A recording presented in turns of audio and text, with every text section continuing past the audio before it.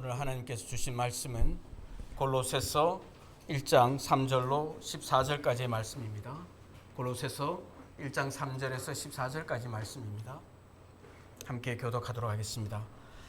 우리 너희를 할 때마다 하나님 곧 우리 주 예수 그리스도의 아버지께 감사하노라.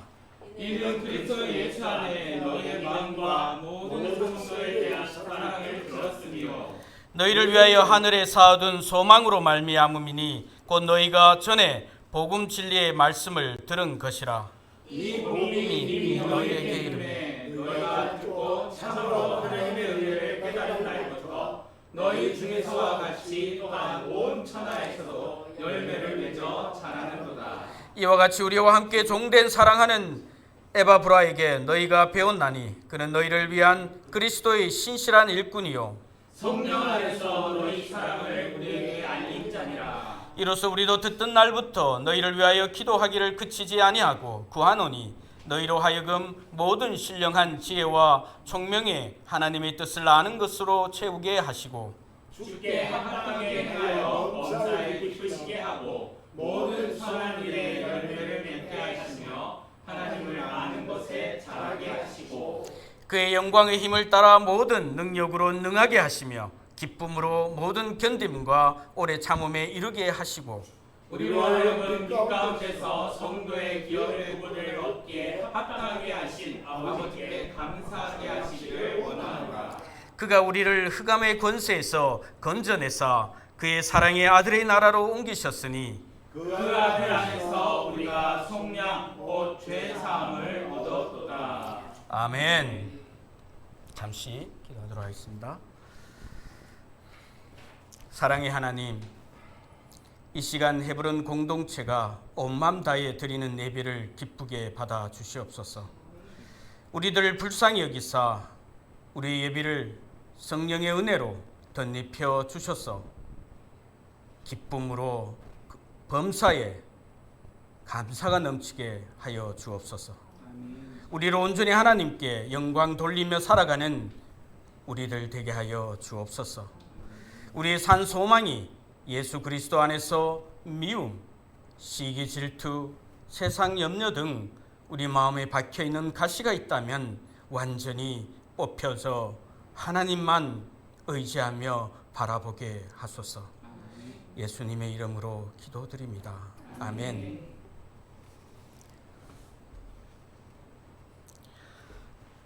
지난주에 이어 오늘도 범사에 감사하는 삶으로 말씀을 나누고자 합니다.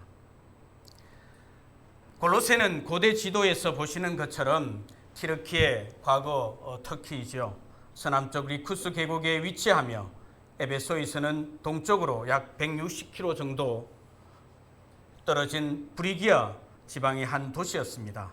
리쿠스 계곡이 빚는 지역 자연 경관이 아름다울 뿐만 아니라 이 계곡의 땅은 매우 비옥했다고 합니다. 이 계곡 주위에는 골로새 외에도 풍요로운 두 도시, 골로새의 서남쪽 약 19km가 떨어져 있는 라우디게아가 볼 수 있을 겁니다.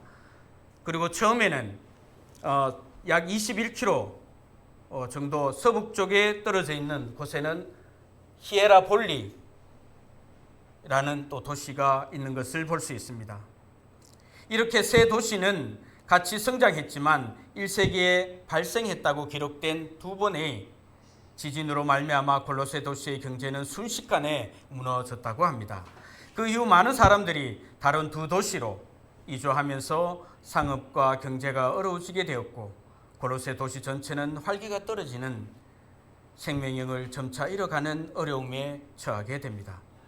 옛날이나 지금이나 동서고금을 막론하고 이런 상대적으로 열악한 상황 속에서 바로 이때다 싶어 많은 신흥 이단 종교들이 일어나는 것을 우리는 목도하고 있습니다.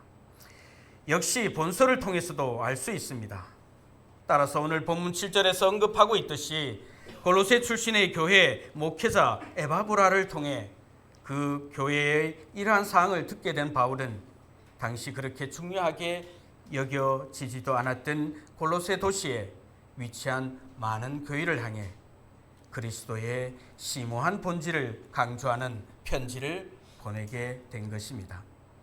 골로새 교회 안에서는 그리스도의 유일성과 완전성을 훼손하는 이단적 가르침, 영지주의나 천사 숭배 같은 그러한 이단들이 침투하고 있었습니다.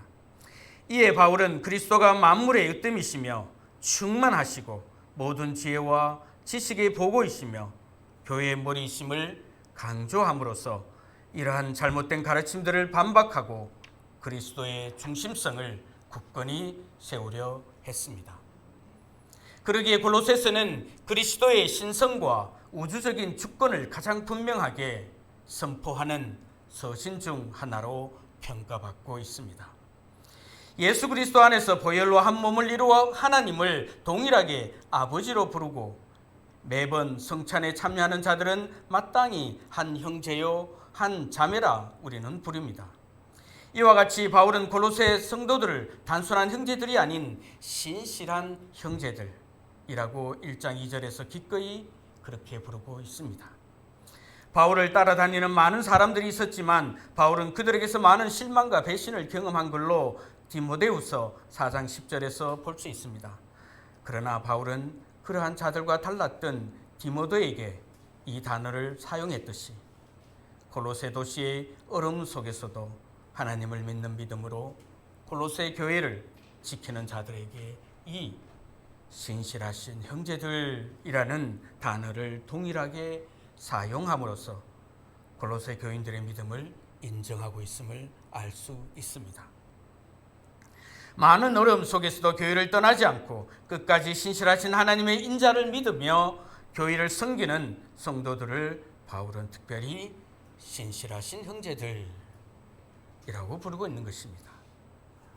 이런 배경 속에서 간단하지만 진심을 담은 인사말 이후에 골로새 성도들이 복음에 근거하여 믿음과 사랑과 하늘의 소망을 간직하고 있다는 것을 들은 바울은 이에 대해 하나님께 감사하며 그들이 하나님의 뜻을 더욱더 바로 깨닫고 주께 합당한 삶을 살아가도록 중보기도를 담은 내용이 오늘 본문입니다.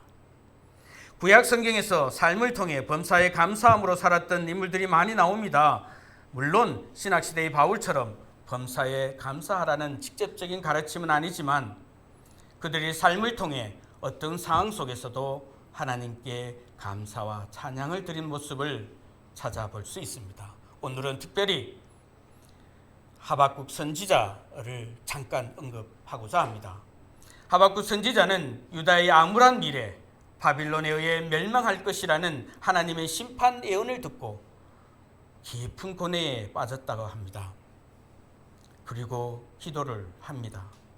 인간적인 관점에서는 절망하고 원망할 수밖에 없는 상황이었지만 하박국은 다음과 같이 말씀하고 있습니다.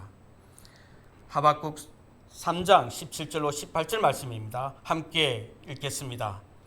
비록 무화과 나무가 무성하지 못하며 포도나무에 열매가 없으며 감람나무에 소출이 없으며 밭에 먹을 것이 없으며 우리의 양이 없으며 외양간에 소가 없을지라도 나는 여호와로 말미암아 즐거워하며 나의 구원의 하나님으로 말미암아 기뻐하리로다. 아멘. 이렇게 말씀하고 있습니다.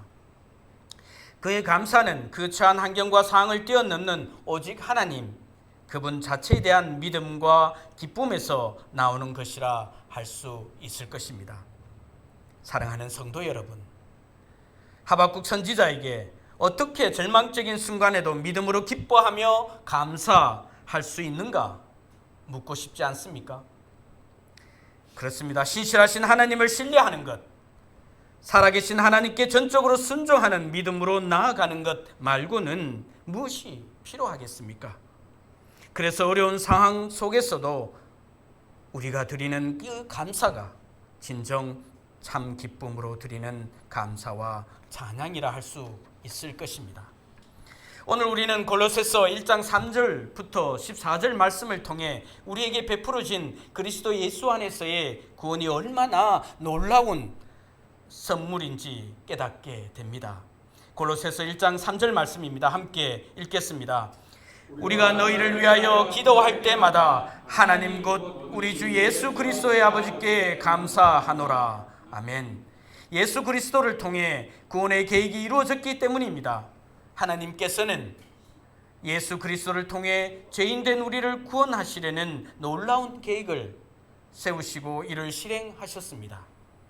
골로새서 1장 13절로 14절은 이를 분명하게 밝히고 있습니다.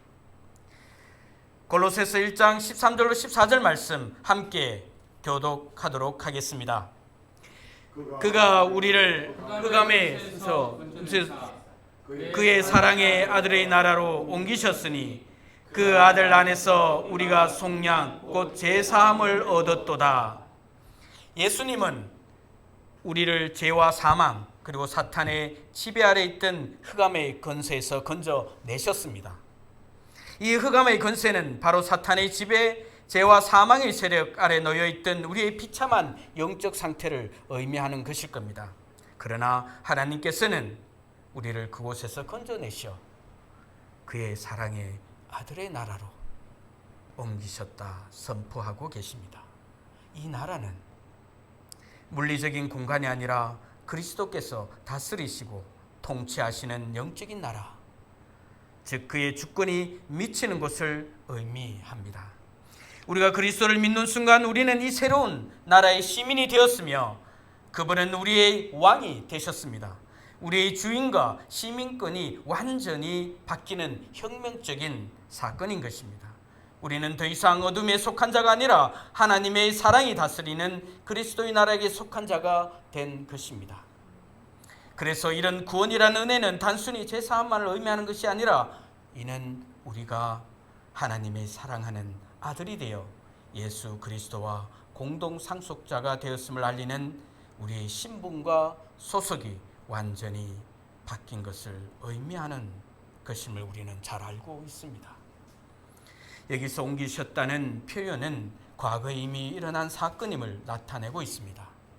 예수 그리스도께서 십자가에 죽으시고 부활하심으로 구원의 사역을 완성하셨을 때 이미 이루어진 사건이라는 것입니다. 이미 완료된 사건에 대한 그 반응으로 이제 우리가 예수를 믿음으로 믿는 순간 이 영적인 이동은 즉각적으로 일어납니다.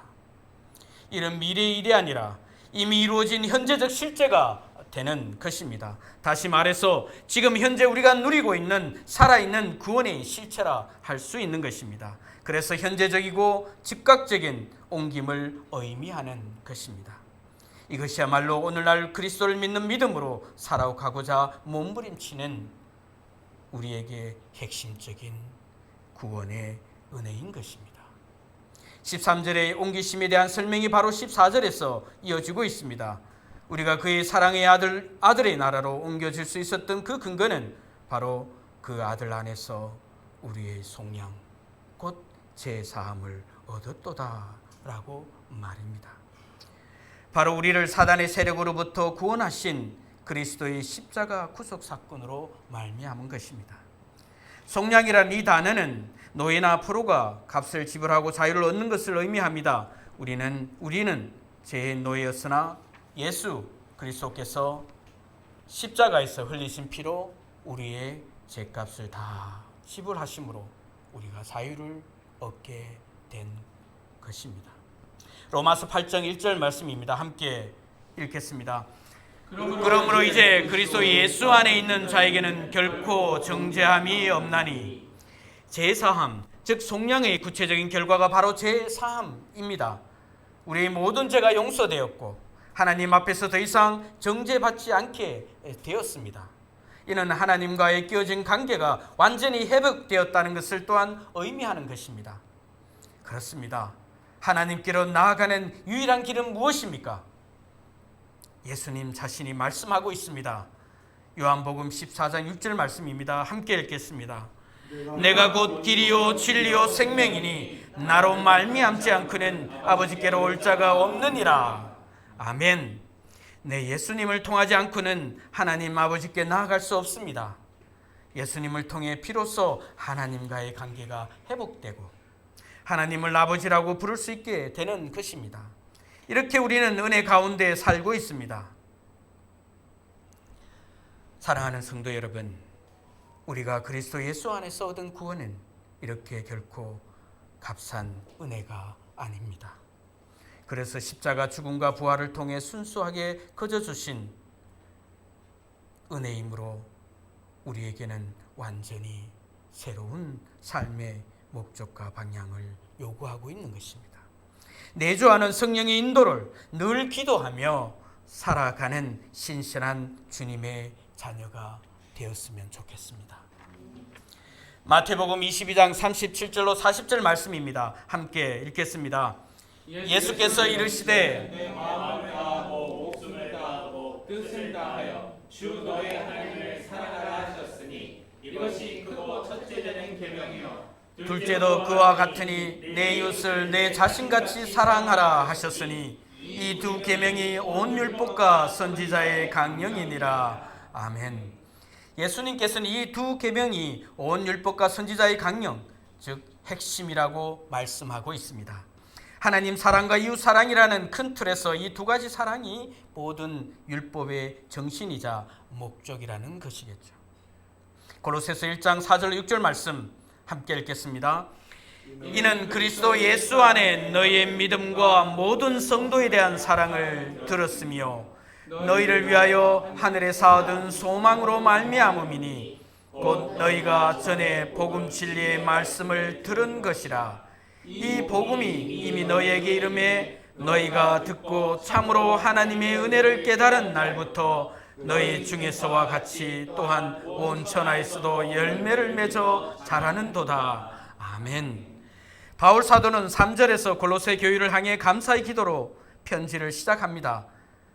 바울의 감사는 단순히 4절에서 밝히고 있는 골로새 성도들의 믿음과 사랑 때문만이 아니라 그들의 믿음과 사랑은 하늘에서 얻은 소망, 즉 그리스도 예수 안에서 얻은 구원이라는 확실한 기초 위에 서 있기 때문이라 말하고 있습니다. 이 소망의 확신은 전적으로 바로 그 복음, 그 진리, 그 말씀을 통해 믿음으로 확증된 것입니다. 이 복음은 온 천하에 있어도 결실하는 것처럼 그들 안에서도 열매를 맺어가고 있었던 것입니다. 예수 그리스도를 통해 구원의 위대한 계획이 성취되었고 성령님의 인도하심 따라 우리가 하나님을 믿어 제사함을 받고 새로운 생명을 얻어 영원한 생명 소망을 가지게 되었습니다. 그렇다면 이토록 위대한 구원을 경험한 우리는 어떻게 감사하는 삶을 살아야 할까요?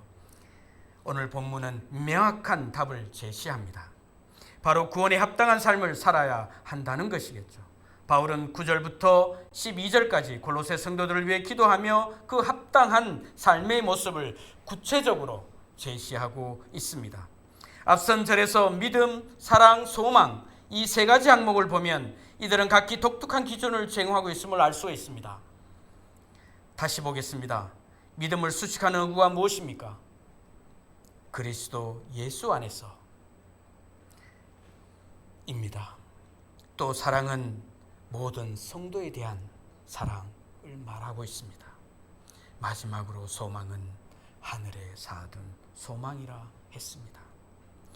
이는 다시 말해서 믿음이란 주님에 대한 신뢰성이며 사랑이란 형제를 위한 사랑의 실천이며 소망은 미래의 천국 영광에 대한 확신과 기대가 되는 것입니다. 즉 그리스도를 믿는 믿음과 이웃사랑 그리고 역경을 견딜 수 있는 미래의 영광에 대한 소망의 확신이 골로새 성도의 신앙에 대해 이야기하는 세 가지 기준이 된다는 것입니다.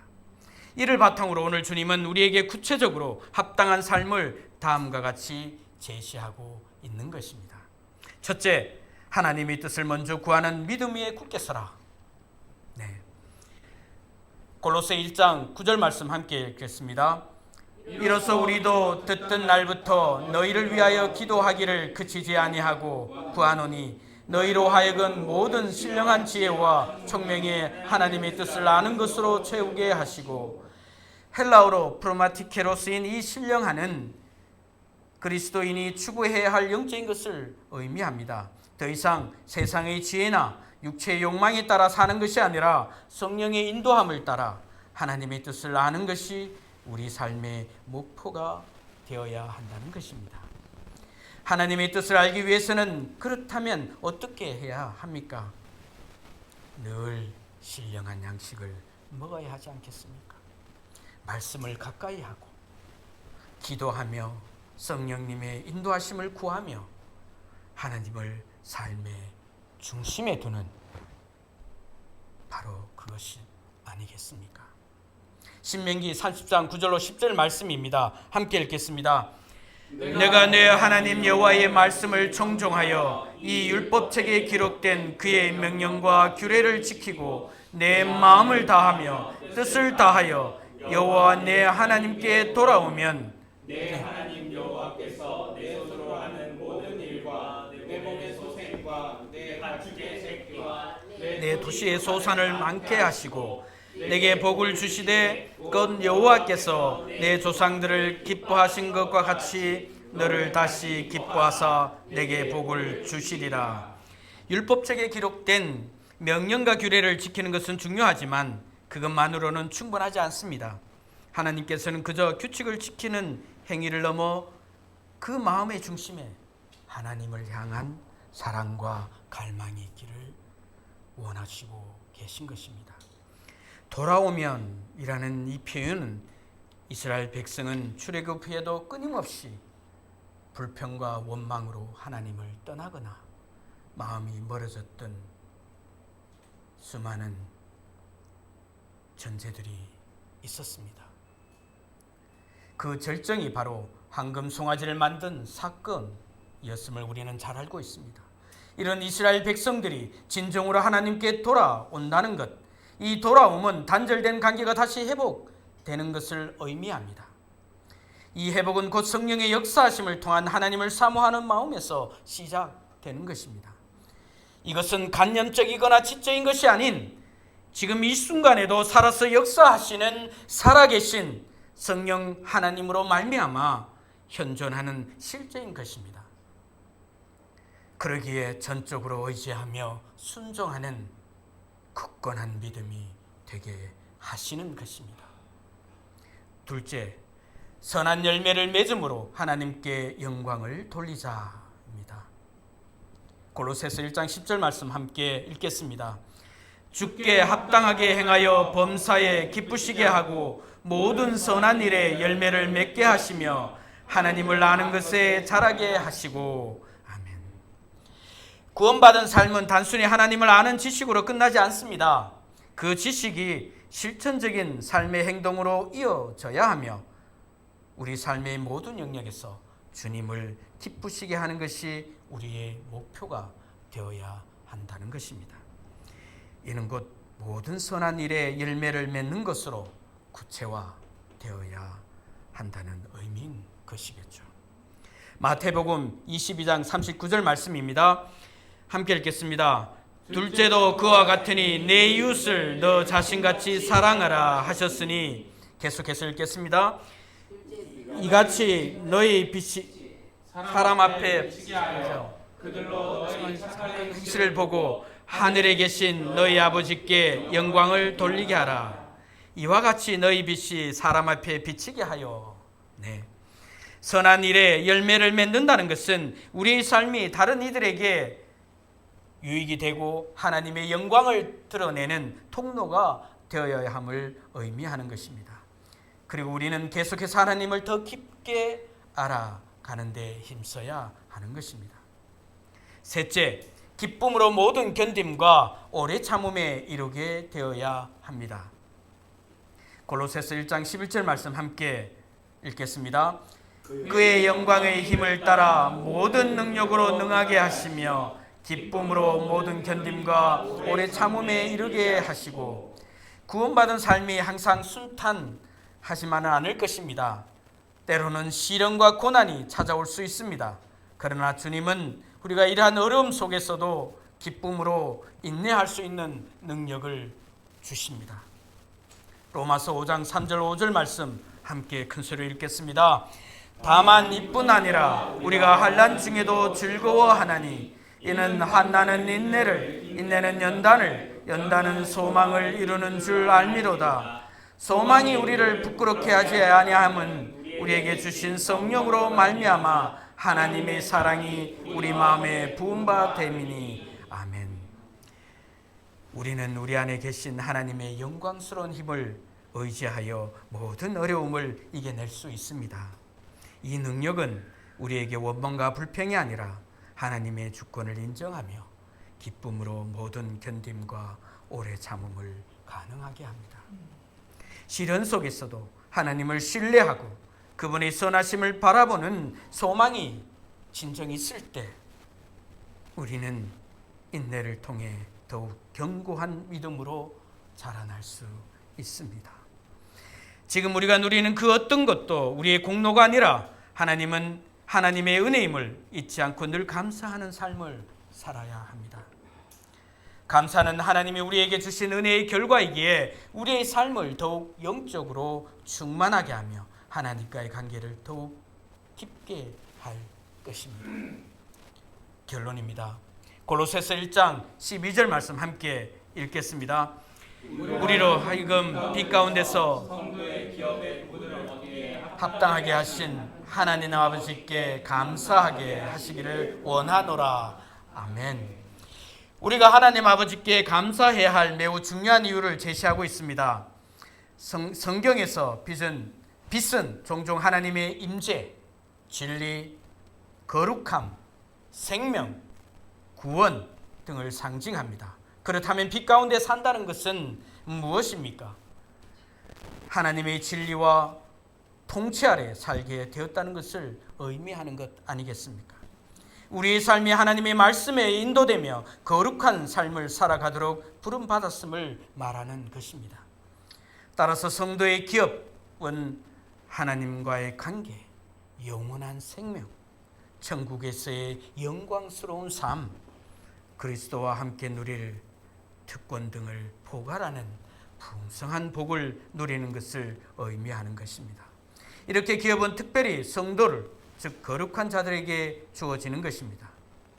중요한 것은 우리가 그 영광스러운 유업에 참여하는 자가 되었다는 것입니다.